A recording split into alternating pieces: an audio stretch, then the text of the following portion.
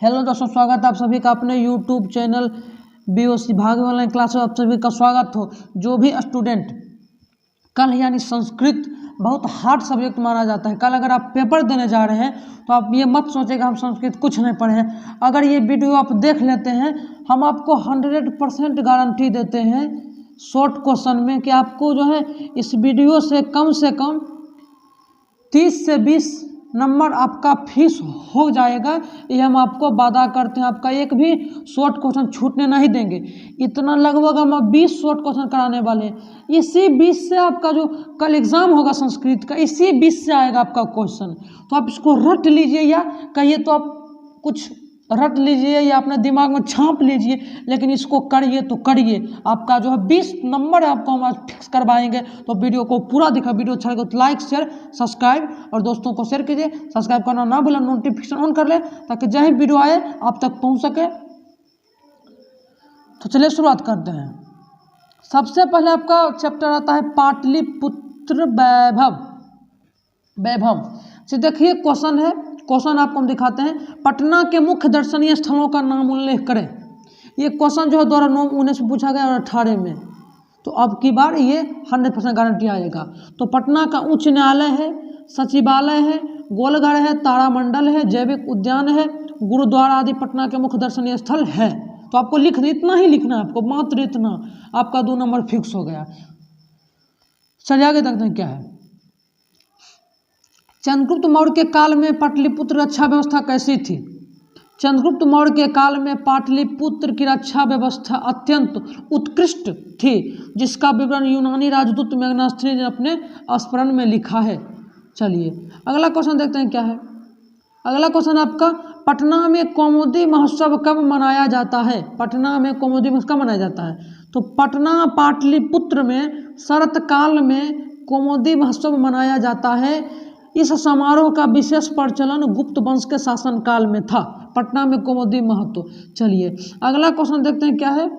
अगला आपका, दामोदर गुप्त ने पटना के संबंध में क्या लिखा, या कवि दामोदर गुप्त के अनुसार पाटलिपुत्र कैसा नगर है। चलिए देखते हैं क्या है कवि अनुसार। सबसे पहले देखिए, कवि दामोदर गुप्त के अनुसार पाटलिपुत्र पटना महानगर पृथ्वी पर बसे नगरों में श्रेष्ठ है। ये किसने कहा, दामोदर गुप्त ने कहा। यहाँ सरस्वती के वंशज यानी विद्वान लोग बसते हैं। कवि ने इस महानगर का तुलना इंद्र के भरी पूरी नगरी से की है। ये आपको याद रखना है। अगला आपका, प्राचीन ग्रंथों में पटना के कौन कौन से नाम मिलते हैं। उत्तर इसका है, प्राचीन ग्रंथों में पटना के पुष्पुर, कुसुमपुर, पाटलिपुत्र आदि मिलते हैं। इतना ही आपको लिखना बस। अगर आपको इसका PDF चाहिए तो कमेंट कीजिएगा, हम आपको दे देंगे। अगला है, कौन कौन से विदेशी यात्री पटना आए थे। मेगास्थनीज, फहान, हुएनसंग, इतिसंग आदि विदेशी यात्री पटना आए थे। ये BBD का है। चलिए आगे देखते हैं क्या है। क्वेश्चन नंबर 7 है। चलिए फटाफट करते हैं तेजी से। राजशेखर ने पटना के संबंध में क्या लिखा। राजशेखर ने पटना काव्य सीमा में लिखा है कि पाटलिपुत्र शिक्षा का एक प्राचीन केंद्र था। यहाँ अनेक संस्कृत विद्वान हुए हैं। यहाँ पानी, पिंगल, पतंजलि आदि की परीक्षा ली गई है। चलिए आगे देखते हैं क्या है। भगवान बुद्ध ने पाटलिपुत्र के बारे में क्या कहा। भगवान बुद्ध ने या बाबा पटना संबंध क्या कहा। भगवान बुद्ध प्राचीन काल में अनेक बार पाटलिपुत्र गांव आए थे। यहाँ आकर इस गांव को महत्व बढ़ाया था। उसी समय उन्होंने कहा कि यह गांव कालांतर में एक दिन महानगर होगा, परंतु उस नगर को आग पानी युद्ध का भय सदा बना रहेगा। किसने कहा, भगवान बुद्ध ने। अगला है आपका, पाटलिपुत्र नगर के वैभव का वर्णन करें। ये आपको वर्णन कर देना है। चलिए इतना बड़ा है, थोड़ा आपका टाइम नहीं लेंगे। थोड़ा इंपॉर्टेंट बता, पटनापुत्र के नाम से जाना जाता है। पाटलिपुत्र प्राचीन काल से ही वैभव परंपरा के लिए विख्यात रहा है। विदेशी यूनानी लोग आकर यहाँ उत्कृष्ट है, जैसे कि आप देख सकते हैं यहाँ पर। चलिए अगला आपका, पाटलिपुत्र वैभव पाठ के आधार पर पटना के वैभव का वर्णन वाक्यों में करें। पाटलिपुत्र पाठ में बिहार की राजधानी पटना के प्राचीन महत्व का निरूपण है। ऐतिहासिक परंपरा से आधुनिक राजधानी के प्रसिद्ध स्थलों में से है। निरूपण, चंद्रगुप्त मौर्य के समय यहाँ शोभा तथा रक्षा व्यवस्था उत्कृष्ट थी। अशोक के समय यहाँ समृद्धियाँ थी। बड़े बड़े कवि, व्याकरण, भाषा परीक्षित संग्रहालय, गोलघर, जैविक उद्यान आदि दर्शनीय स्थल है। चलिए देखते हैं क्या है। अगला है, पाटलिपुत्र शब्द कैसे बना। ये क्वेश्चन भी आई, कल आपके 100 पूछेगा। चलिए पाटलीग्राम शब्द से पाटलिपुत्र बना है। कुछ प्राचीन संस्कृत ग्रंथों एवं पुराणों में पाटलिपुत्र का दूसरा नाम पुष्पुर, कुसुमपुर प्राप्त होता है। अगला आपका सिख संप्रदाय के लोगों को पटना नगर क्यों महत्वपूर्ण है? सिख संप्रदाय लोगों के लिए पटना नगर पूजनीय स्थल है। यहाँ उनके 10वें गुरु गोविंद सिंह का जन्म स्थान है। यह स्थल गुरुद्वारा के नाम से जाना जाता है, पटना में गुरुद्वारा के नाम से। अगला है चंद्रगुप्त मौर्य के समय अशोक के समय पाटलिपुत्र कैसा नगर था? चंद्रगुप्त मौर्य के समय पाटलिपुत्र रक्षा व्यवस्था काफ़ी मजबूत था, यह सुंदर नगर था। अशोक के शासनकाल में इस नगर का वैभव और अधिक समृद्ध हुआ। अगला है पाटलिपुत्र प्राचीन महोत्सव का वर्णन करें। तो जहाँ देख सकते हैं जो इसका स्क्रीनशॉट ले सकते हैं। चलिए आगे बढ़ते हैं। क्या है आगे आपका आगे है आलस कथा। आलस कथा चैप्टर इतना महत्वपूर्ण है, इससे आपको कल जो है लगभग 10 मार्क्स आपको पूछा जाएगा, तो वीडियो को पूरा देखिए। आलस कथा पाठ में वास्तविक आलस्यों की पहचान कैसे हुई है? आलस कथा के अनुसार वास्तविक आलस्यों की पहचान के लिए आलसशाला में आग लगा दी गई। आग लगने पर 4 वास्तविक आलस्यों को छोड़कर से सभी भाग गए। चलिए आगे देखते हैं क्या है। अलस कथा पाठ में किसका वर्णन है? विद्यापति विरचित पुरुष परीक्षा नामक ग्रंथ से उद्भूत अलस कथा में आलस के विवरण, प्रेरणा, संसार के विभिन्न गतिविधियों का आलस कथा में केवल वरुणा का मानते हुए दान करने की इच्छा है। चलिए यहाँ का देखते हैं क्या है। चलिए अगला आपका अलस कथा के कर्मचारियों आलस्यों परीक्षा क्यों और कैसे ली गई?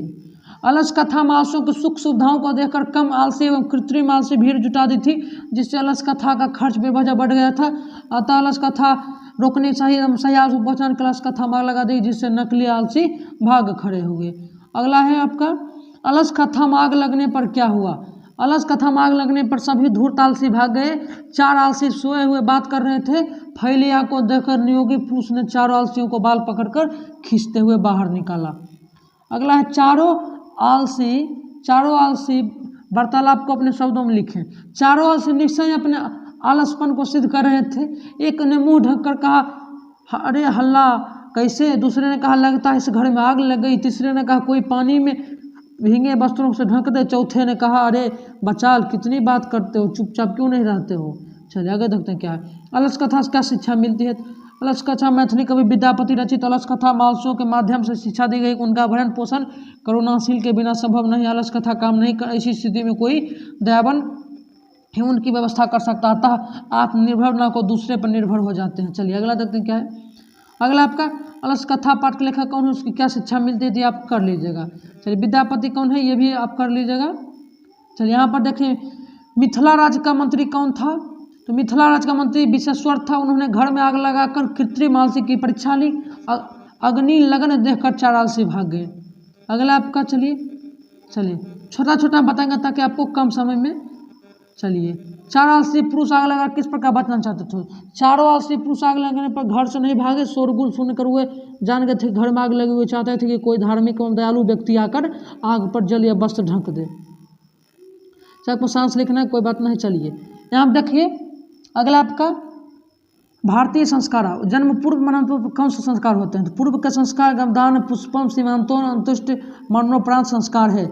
संस्कार का मौलिक अर्थ क्या है? उस संस्कार का मौलिक अर्थ जो व्यवस्था में समुचित रूप से व्यवस्थित करे।